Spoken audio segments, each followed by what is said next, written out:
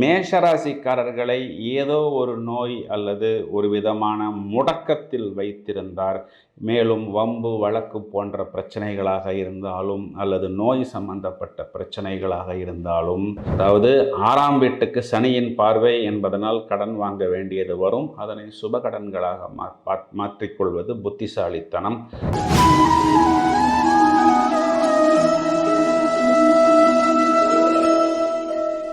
Hi everyone, அனைவரும் இப்பொழுது 2025 எவ்வாறு இருக்கும் என்பதை ஆவலுடன் எதிர்பார்த்து காத்து கொண்டிருக்கிறோம். இந்த 2025 வருடம் ஏதாவது நமக்கு ஒரு நல்ல செய்தி கிடைக்குமா என்பதில் எல்லாருக்கும் எதிர்பார்ப்பு என்பது இருந்து கொண்டுதான் இருக்கிறது. இந்த வருடத்தில் 3 கிரக பயிற்சிகள் இருக்கிறது. அதாவது மார்ச் மாதம் கடைசியில் முதலில் சனி பயிற்சி என்பது இடம்பெற இருக்கிறது. பிறகு மே மாதத்தின் நடுப்பகுதியில் ராகு பெயர்ச்சி, ராகுவுடன் சேர்ந்த கேது பெயர்ச்சி மற்றும் குரு பெயர்ச்சியும் இடம்பெறவிருக்கிறது. முதலில் இது நாள் வரை கும்பராசியில் இருந்த சனீஸ்வர கிரகம் இப்பொழுது மீனராசிக்கு சஞ்சாரம் செய்ய இருக்கிறார். மீனராசியில் இருக்கக்கூடிய இந்த ராகு என்ற கிரகம் எதிர் திசையில் கும்பராசியை நோக்கி வரவிருக்கிறார். இந்த பக்கம் கன்னிராசியில் இருக்கக்கூடிய இந்த கேது என்ற கிரகம் சிம்ம ராசிக்கு வர இருக்கிறார். பிறகு குரு பெயர்ச்சியின் பொழுது இது நாள் வரை ரிஷபராசியில் ஜென்ம குருவாக இருந்த குரு பகவான் மிதுன ராசியில் அமர்ந்து தனது சொந்த வீட்டை, அதாவது தனுர் ராசியை சமசப்தம பார்வையாக பார்க்க இருக்கிறார். இந்த பெயர்ச்சிகள் ஒவ்வொன்றும் ஒவ்வொரு ராசிக்கும் என்ன தாக்கத்தை கொடுக்க போகிறது என்பதை இப்பொழுது நாம் விரிவாக காண இருக்கிறோம்.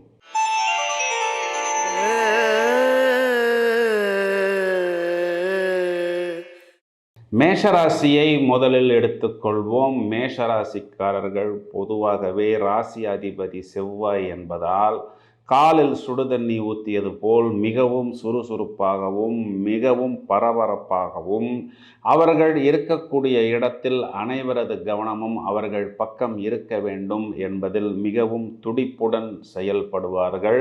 இவர்களுக்கு பிடித்ததை மட்டும்தான் இவர்கள் செய்வார்கள். இவர்களை ஒரு கூட்டுக்குள் நாம் கட்டுப்படுத்தி எல்லாம் வைக்க முடியாது. மேலும் அனைத்து பொறுப்புகளையும் எடுத்து நடத்தி கொடுக்கக்கூடிய தலைமை பொறுப்பு என்று நாம் சொல்கிறோம் அல்லவா? அதாவது அந்த லீடர்ஷிப் குவாலிட்டிஸ் என்பது இவர்களிடம் மிகுதியாக காணப்படும். ராசியாதிபதி செவ்வாய், இந்த செவ்வாய் என்பது அனைவருக்குமே தெரியும் உஷ்ண கிரகம். இதனால் மேலோட்டமாக பார்க்கும் பொழுது கொஞ்சம் உஷ்ணமாக, அதாவது கொஞ்சம் கோபமாக இருப்பது போல் காண்பித்தாலும், கோபம் இருக்கக்கூடிய இடத்தில்தான் குணம் இருக்கும் என்பதையும் நாம் இங்கு கருத்தில் கொள்ள வேண்டும். மேஷராசிக்கு இது நாள் வரை ராசிக்கு 2ஆம் பாவத்தில் குரு, பிறகு 11ஆம் இடம் என்று சொல்லக்கூடிய லாபஸ்தானத்தில் சனி பகவான் இருந்தார். இதனால் இவர்களுக்கு அனுகூலமான பலன்கள் தான் நடந்து கொண்டு இருந்தாலும் இந்த குரு வக்கரம் என்பதும் இந்த சனி வக்கரம் என்பதும் 2 நிலைகளில், அதாவது இவர்களுடைய செல்வம், கொடுத்த வாக்கு மற்றும் இவர்களுடைய லாபம், அதாவது இவர்கள் கொடுத்த வாக்கை இது நாள் வரை இப்பொழுது இவர்களால் முழுவதுமாக காப்பாற்ற முடியவில்லை. இவர்களுக்கென்று வரவேண்டிய லாபம் என்பது பூரணமாக இவர்களுக்கு வரவில்லை. மேலும் குடும்பத்தில் இவர்களது வார்த்தைகளால் சின்ன சின்ன கருத்து வேறுபாடுகள் என்பது இருந்தது. மற்றவர்களை நம்பி நாங்கள் கொடுத்த பணம் எங்களுக்கு வரவில்லை, நாங்கள் ஒரு விதத்தில் மோசம் போய்விட்டோம் என்று வருத்தப்பட்டு கொண்டிருக்கிறார்கள். இந்த மேஷராசிக்கு இப்பொழுது ராசியாதிபதி செவ்வாய் 4ஆம் இடத்தில் நீசம் அடைந்திருக்கிறது. இந்த செவ்வாய் நீசம் என்பது ஜூன் மாதம் வரை இருக்கிறது. இதனால் ஏதோ ஒரு பயம், ஒரு குழப்பம், செய்த விஷயங்களையே திரும்ப திரும்ப செய்ய வேண்டிய ஒரு நிலை. 4ஆம் இடம் என்பது சுகஸ்தானம் என்பதனால் கொஞ்சம் உடல்நிலையில் சின்ன சின்ன கவலை, வண்டி வாகனங்கள் அவ்வப்பொழுது இவர்களுக்கு சின்ன சின்ன பழுது, தாயாரின் உடல்நிலை, வீடு வாசல் மனை போக்குவரத்து சம்பந்தப்பட்ட விஷயங்களில் செய்த வேலையை திரும்பவும் செய்ய வேண்டிய ஒரு சூழ்நிலை என்பது இவர்களுக்கு இப்பொழுது தற்காலிகமாக ஏற்பட்டு கொண்டிருக்கிறது. எல்லா மேஷராசிக்காரர்களும் சனி பகவான் 12ஆம் இடத்துக்கு வருகிறார் என்பதில் ஒரு பயம் இவர்களுக்கு இருந்து கொண்டே இருக்கிறது. இங்கு 2 நிலைகளை நாம் எடுத்து பார்க்க வேண்டும். ஒரு பக்கத்தில் சனி பகவான் 12ஆம் இடத்திற்கு வந்தாலும் 12ஆம் இடத்தில் இருக்கக்கூடிய இந்த ராகு என்ற கிரகம் 11ஆம் இடம் என்று சொல்லக்கூடிய லாபஸ்தானத்திற்கு வருகிறார்.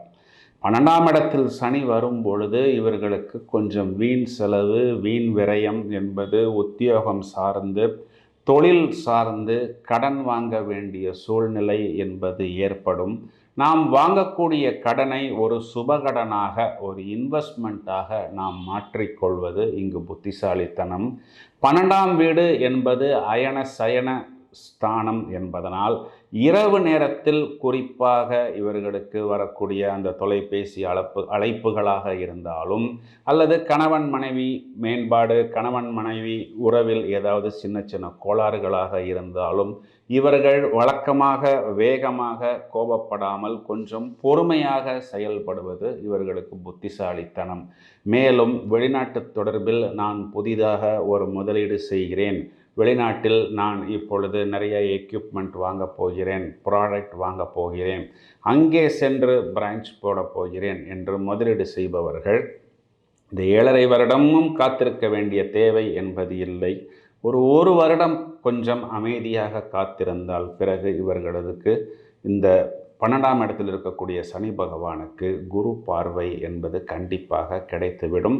மேலும் உத்தியோகத்தில் இருக்கக்கூடிய இந்த நபர்கள், அதாவது இந்த ஃபினான்ஷியல் டிபார்ட்மெண்ட்டில் இருக்கக்கூடிய நபர்களுக்கு இந்த banking password, one time password போன்ற ஃபினான்ஷியல் பாஸ்வேர்டு பொறுப்புகளை எல்லாம் கொடுக்கும் பொழுது கொஞ்சம் சமயோஜிதமாக செயல்படுவது இவர்களுக்கு புத்திசாலித்தனம். இவர்களுக்கு 9ஆம் வீட்டை குரு சொந்த பார்வையாக பார்ப்பதனால் இவர்களது பாக்கியங்கள் அபிவிருத்தி என்பது கண்டிப்பாக இவர்களுக்கு ஏற்படும். மேலும் இதே குரு பகவான் இங்கு 7ஆம் வீட்டை 5ஆம் பார்வையாக பார்ப்பதனால் திருமணம் போன்ற சுபகாரியங்கள் இவர்களுக்கு ஏற்படும். அதற்காக இவர்கள் கடன் வாங்க வேண்டிய ஒரு சூழ்நிலை என்பது கண்டிப்பாக வரும்.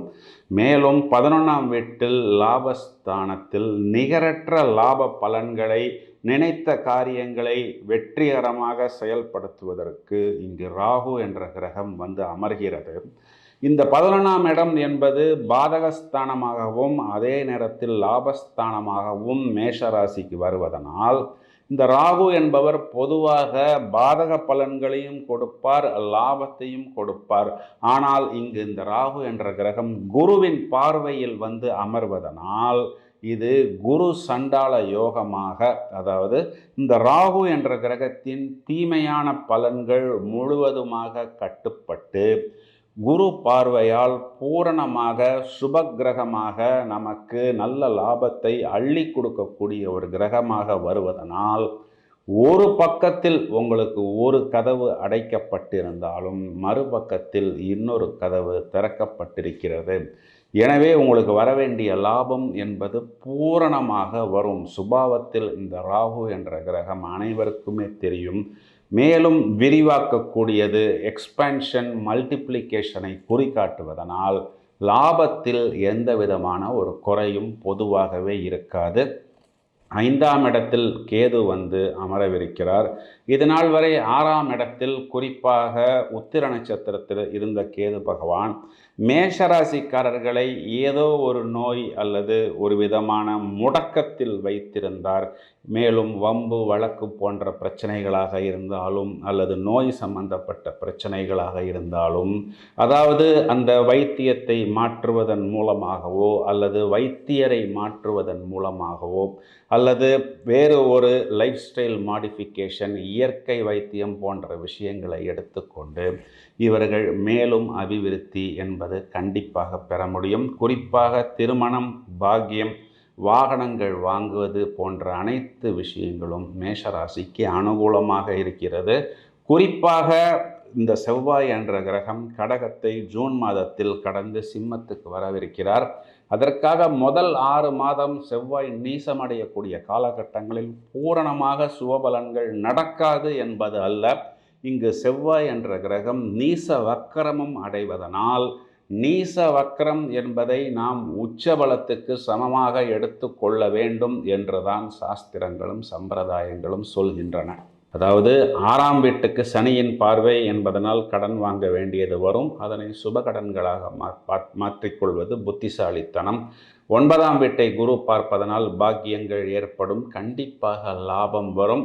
மேஷராசிக்காரர்கள் ஒரு முறை திருநள்ளாறு சென்று இந்த 7.5 சனியின் தொடக்கத்துக்காக சனி பகவானுக்கு அபிஷேகம், அர்ச்சனை போன்ற பரிகாரங்கள் செய்வதன் மூலமாகவும், துப்புரவு தொழிலாளர்களுக்கு உதவுவதன் மூலமாகவும், மேலும் இந்த கைவிடப்பட்ட குழந்தைகள், இறைவனின் குழந்தைகளுக்கு இவர்களால் முடிந்த உதவிகளை செய்வது, அது வஸ்திரதானமாக இருந்தாலும் அல்லது அவர்களது மேன்மைக்கு உண்டான கல்வி போன்ற விஷயங்களுக்கு இவர்களால் முடிந்த உதவிகள் செய்வதன் மூலம் இந்த 7.5 சனியின் வீரியத்திலிருந்து இவர்கள் வெகு எளிதாக வெளியே வர முடியும்.